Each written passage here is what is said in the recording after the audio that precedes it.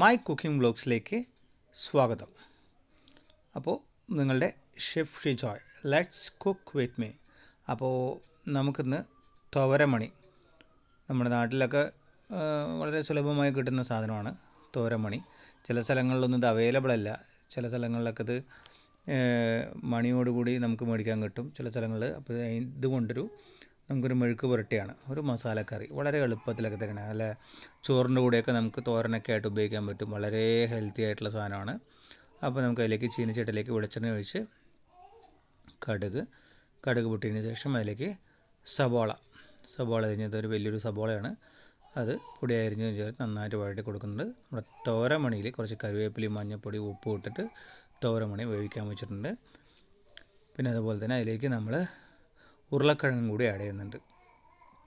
അപ്പോൾ തോര മസാലക്കറിയാണ്. നല്ല ഗോൾഡൻ ബ്രൗൺ കളറാവുന്ന വരെ ഒന്ന് വഴറ്റി കൊടുക്കണം. നമ്മൾ ആവശ്യത്തിന് പെട്ടെന്ന് വഴറ്റി കിട്ടാൻ വേണ്ടിയിട്ട് ഇതിൽ ഉപ്പ് ചേർക്കുന്നുണ്ട്. ആവശ്യത്തിന് ഉപ്പും ചേർത്തി ഇതുപോലെ ഇങ്ങനെ വഴറ്റിയെടുക്കുക. നന്നായിട്ട് വഴറ്റിയെടുക്കണേ.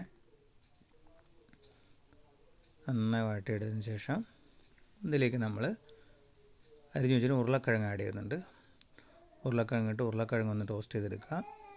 ഉരുളക്കിഴങ്ങ് നല്ലപോലെ ഒന്ന് ടോസ്റ്റ് ചെയ്തെടുത്തതിന് ശേഷം നമ്മളിതിലേക്ക് മുളക് പൊടി, എരിവിനായിട്ട് മുളക് പൊടി, 1 സ്പൂൺ മുളക് പൊടി ആഡ് ചെയ്യുന്നുണ്ട്.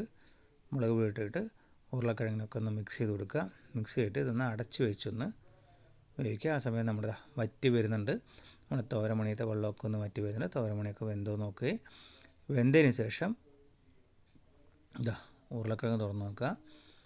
ഉരുളക്കിഴങ്ങ് നമ്മൾ ഏകദേശം വെന്ത് വരുന്നുണ്ട്. ആ സമയത്ത് നമ്മുടെ ഉരുളക്കിഴങ്ങിലേക്ക് വെള്ളമൊക്കെ വറ്റി വരുന്ന ഈ തോരമണീനെ ഇതിലേക്ക് മിക്സ് ചെയ്ത് കൊടുക്കണം. ഉരുളക്കിഴങ്ങ് നമ്മുടെ വെന്ത് വരണം. ഉരുളക്കിഴങ്ങൊക്കെ അത് വെന്തിട്ടുണ്ട്. ഇതിലേക്ക് നമ്മൾ തോരയും കൂടി മിക്സ് ചെയ്ത് കൊടുക്കുക. രണ്ടും കൂടി ഒന്ന് നന്നായി യോജിപ്പിച്ചെടുക്കുക. പിന്നെ നമ്മൾ ഗരം മസാല, മീറ്റ് മസാല, കുരുമുളക് പൊടി ചേർക്കുന്നുണ്ട്. പിന്നെ നമ്മുടെ മീറ്റ് മസാലയും എല്ലാം ഓരോ സ്പൂണാണ്. മീറ്റ് മസാലയും ചേർക്കുന്നുണ്ട്. ചെറിയ സ്പൂണിൽ ഓരോ സ്പൂൺ മതി കേട്ടോ.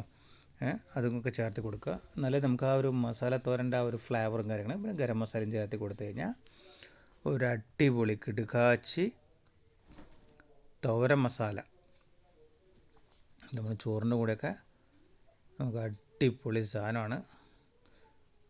നമുക്കറിയൊന്നും ആവശ്യമില്ല. ഇതുണ്ടെങ്കിൽ നമുക്ക് ചോറിന് പിഴഞ്ഞ് കഴിക്കാൻ പറ്റും. നല്ല നാടൻ തോര മസാലക്കറിയാണ്. അപ്പോൾ ഇതെല്ലാവരും ഉണ്ടാക്കി നോക്കുക. അപ്പോൾ താങ്ക്സ് ഫോർ വാച്ചിങ്. നിങ്ങളുടെ chef Shijoy, my cooking blogs. അപ്പോൾ എൻ്റെ ചാനൽ ലൈക്ക് ചെയ്യാനും ഷെയർ ചെയ്യാനും സബ്സ്ക്രൈബ് ചെയ്യാനൊന്നും മറക്കരുത്. Signing off, Shijoy.